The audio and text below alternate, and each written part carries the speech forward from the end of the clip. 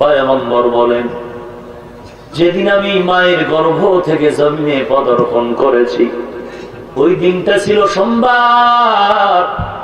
আমি পয়গম্বর রোজা রাখার মাধ্যমে আমার মিলাদের শুকর আদায় করি।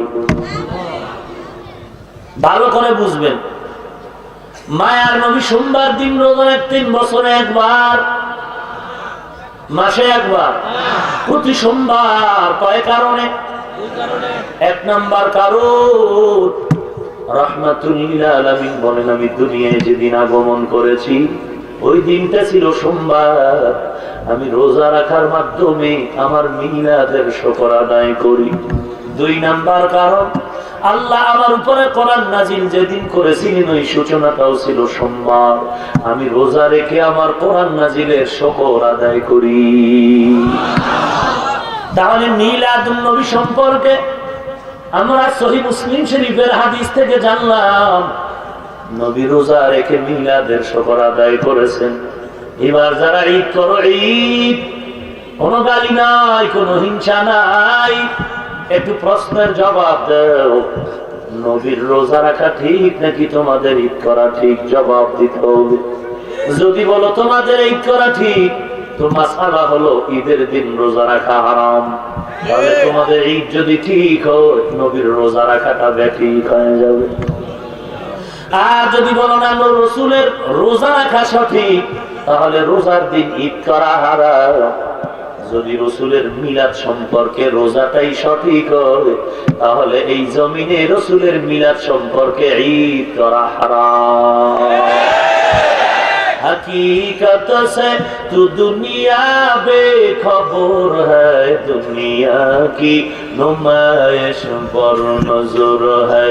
नबी गोयम के आज दुनिया जुदा बाश बहर करे के बाशी बा खुदा बाश। साउंड যত বাড়াইবেন হাদিয়া বাড়াইবেন, আল্লাহ কবুল করে। একটু কমায় রেখে কি লাভ আপনার? আমার লগে ঝগড়া আছে ভাইরা আমার, দেখছেন যত পিছিয়ে যায় খালি বাড়ে। তাহলে ইশারা ওদিক চাইলেই বুঝবেন। মায়ার নবী এ মাসে আগমন করেছেন, এ মাসে বিদায়। আমরা মিলাদুন নবীর বিরুদ্ধে কথা বলেছি, সিরাতুন নবীর বিরুদ্ধে। আমরা সিরাতুন নবীও মানি, মিলাদুন নবীও মানি। মিলাদুন নবীর মেয়াদ হলো রাসূলের শুরু থেকে 40 বছর, আর সিরাতুন নবীর মেয়াদ হলো কোরআন নাজিলের 23 বছর। সিরাত আমার নবীর আদর্শ। এই আল্লাহর বান্দারা কেন সিরাত নিয়ে এত দুশমনি করে? বলে মিলাদুন নবী ঈদ যারা মানে না, সিরাতুন নবী যারা মানে তারা কাফের। দেওবন্দি ওয়াহাবি কাফের, তাবলীগওয়ালারা ওয়াহাবি কাফের। আমি জানি বাংলাদেশে যত দল আছে, মুরব্বীরা বলবে এই বাংলাদেশে যত দল আছে, লোক যদি 13 জন হয়, এরপর একটা ব্যানার আছে 30 জন ছাত্র নাই, মহাপরিচালক। কথা বলে না, বাবার নাম নাই, সানগাজীর বেয়াই। 30 জন ছাত্র, মহাপরিচালক। লেখতেও একটু ভয় করলো না দিলটা? সমস্যা কি? ভিজিটিং কার্ড 1000 করলে 200 টাকা। তো এখানে লেখতে আর কত খালি যাইব? আহা,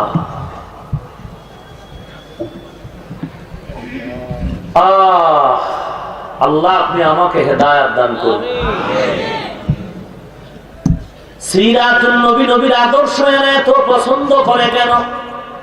বলে নবীর আদর্শ বলতে কোরআন, কোরআন বলতে নামাজ, রোজা, হজ, যাকাত, হালাল হারাম।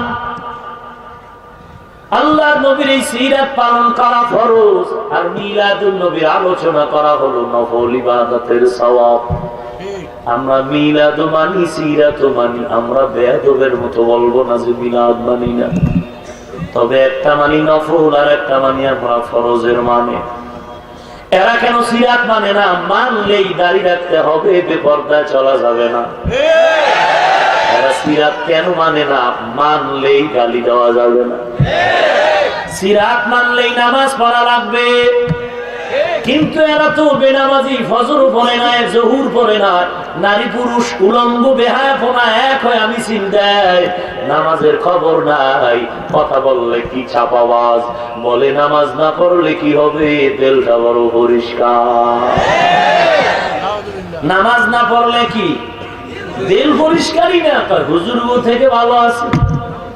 অথচ মদিনার নবী বলেন যারা নামাজ পড়ে না তারা পৃথিবীর শ্রেষ্ঠ চোর।